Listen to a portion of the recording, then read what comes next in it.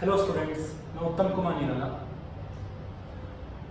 आज के इस वीडियो सेशन में मैं आपको दो टाइप का प्रॉब्लम करवाऊंगा जो जेईई एडवांस के पैटर्न पे होगा। पूरा एक प्रॉब्लम करवाऊंगा आपको इंजेक्टिविटी, सब्जेक्टिविटी और बाइजेक्टिविटी के पैटर्न पे, और एक करवाऊंगा कंपोजिशन और फंक्शन के पैटर्न पे। ध्यान से सुनिएगा, ठीक है। चलिए, एक पैसेज था, ठीक। पैसेज में दिया हुआ है कि let fx is equal to x³ upon 3 plus x² upon 2 और plus ax plus b for all x belongs to real number। इसका पहला क्वेश्चन था least value of a for which fx is injective।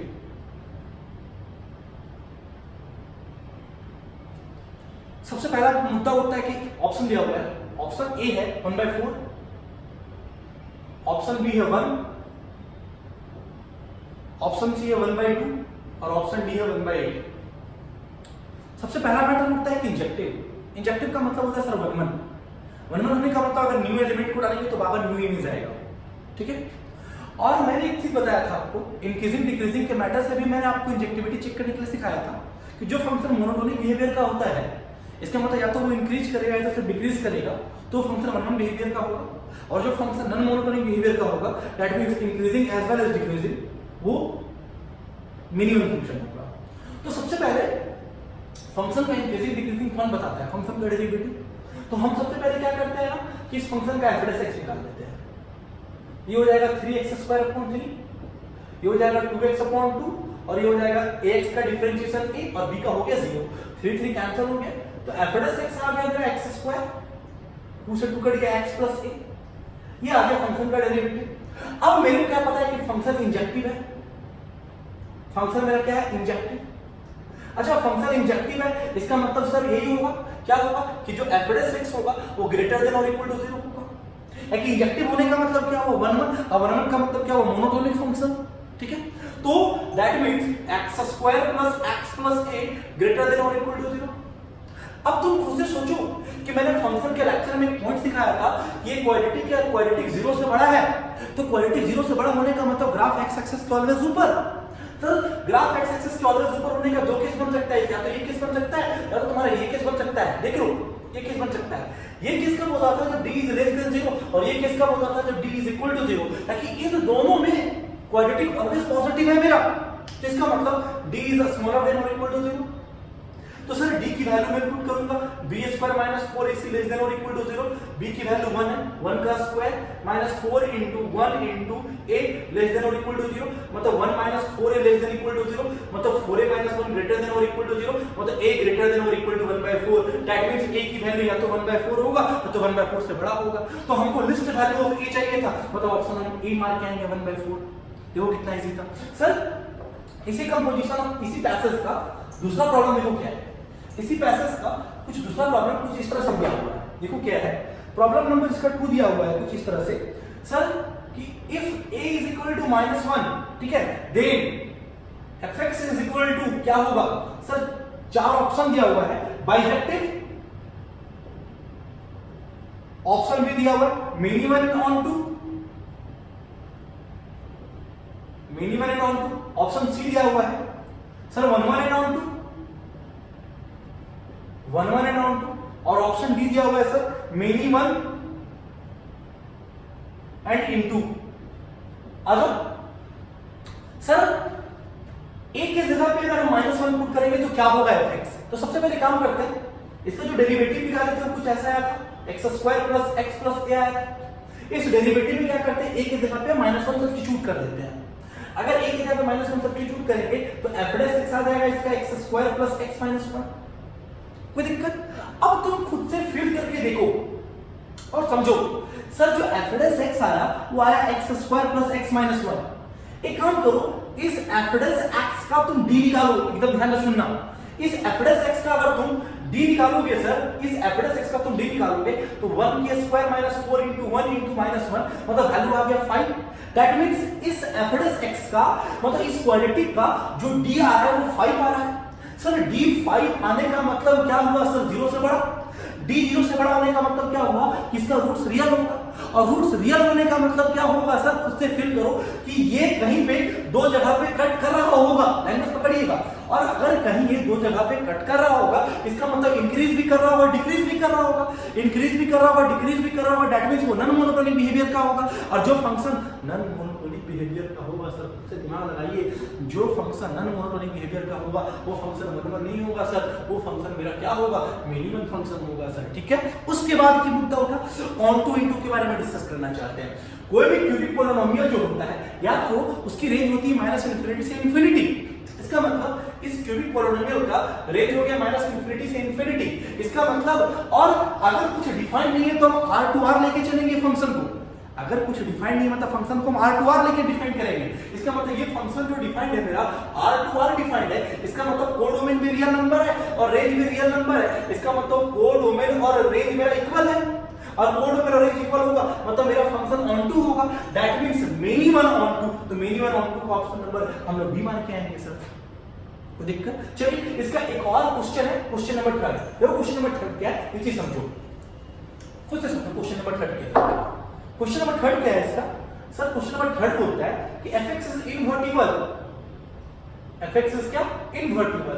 Sir मैंने invertible का मतलब बताया था, if option A है a बिलोंग्स टू 1/4 से इंफिनिटी, ठीक है, और b belongs to real number, option B है a बिलोंग्स टू 1/8 से इंफिनिटी और b belongs to real number, option C है आपका सर a बिलोंग्स टू -∞ से 1/4 और b belongs to real number, और ऑप्शन डी है सर a बिलोंग्स टू -∞ से 1/4 और b belongs to real number. सबसे पहला मुद्दा होता है इन्वर्टिबल का मतलब, मैंने बताया है जब याद करो बेसिक लेक्चर में, इन्वर्टिबल का मतलब होता है बाइजेक्टिव और बाइजेक्टिव का मतलब होता है 1 and onto. Sir invertible का मतलब होगा बाइजेक्टिव और बाइजेक्टिव का मतलब होगा सर 1 1 और ऑन टू। सर ये फंक्शन क्यूबिक पोलिनोमियल है, R to R डिफाइंड है, तो मैंने ऑन टू प्रूव कर चुका था। और खुद से बताओ, जब मैंने इस पैसेज का पहला प्रॉब्लम कर रहा था तो फंक्शन इंजेक्टिव मतलब 1 1 कब था, जब a ग्रेटर देन और इक्वल टू 1/4 था। सर 1 1 कब था, जब a greater than equal to 1/4 था, मतलब सर a बिलोंग्स टू 1/4 से इंफिनिटी था, और b में तो कोई फर्क ही नहीं पड़ेगा, लेकिन जब हम डिफरेंशिएट करेंगे तो कांस्टेंट का डिफरेंशिएशन 0। इसका मतलब क्या हुआ, ये फंक्शन इन्वर्टिबल तब होगा जब a बिलोंग्स टू 1/4 से इंफिनिटी और b belongs to real number. Option number A mark के हम लगाएंगे इस तरह से।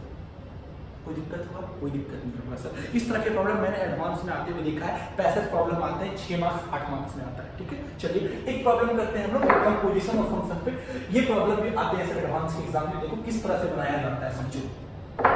सर एक प्रॉब्लम में कुछ ये है, कुछ देखो क्या है प्रॉब्लम, बोलता है fx is equal to 1 + x² x + 1, यहां x लेस देन और इक्वल टू 1 है और x 1 से 2 के बीच में है, and gx is equal to है 1 - x, x से -2 से 1 के बीच में, ठीक। देन लिखा हुआ है fog x is equal to 2 - 2x + x² and 2 - x, x लिखा हुआ है a से b के बीच में और यहां लिखा हुआ है x c से a के बीच में, कुछ इस तरह से। तो हमको a + b + c की वैल्यू फाइंड करनी है। मतलब क्या करना है सर कि हमको fog x निकालना है, और fog x को निकाल के कुछ इस पैटर्न पे लाना है, और इस पैटर्न पे लाने के बाद हम लोग क्या करना है, कंपेयर करके a b c का वैल्यू फाइंड कर लेना है, और then after we have to find a + b + c की वैल्यू। आ जाओ स्टार्ट करते हैं। सर fog x का मतलब क्या होता है, f of gx, f of gx, what's the meaning of f of gx, f के फंक्शन में gx पुट करना, पुट करते हैं सर। सर जो f का जो इनपुट है वो gx से बदल जाएगा, दैट मींस 1 + gx का होल स्क्वायर, कब, जब gx लेस देन और इक्वल टू 1। लेकिन वो gx कब पुट कर रहे हैं, जब x कहां से कहां तक है आपका, -2 से 1 के बीच में, -2 से 1 के बीच में। सर उसके बाद फिर f of gx मतलब f के x में gx पुट करना है, मतलब gx + 1, कब, जब gx 1 से 2 के बीच में हो गया।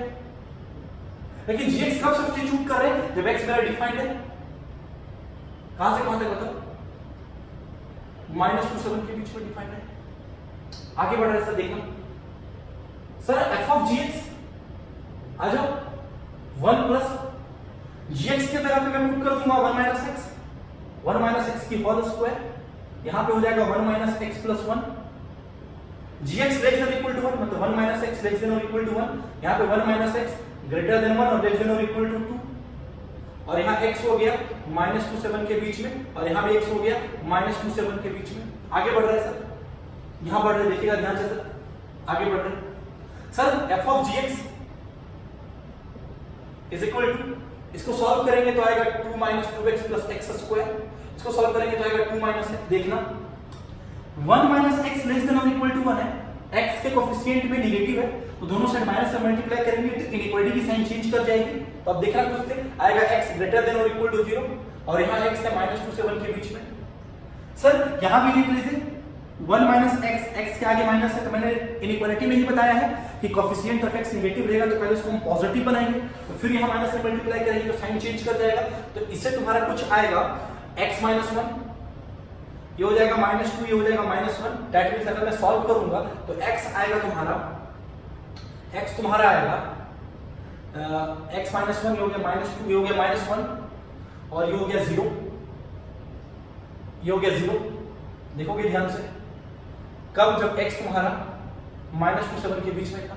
चलो आगे बढ़ रहे, 2 - 2x प्लस एक्स स्क्वायर और ये है 2 - x।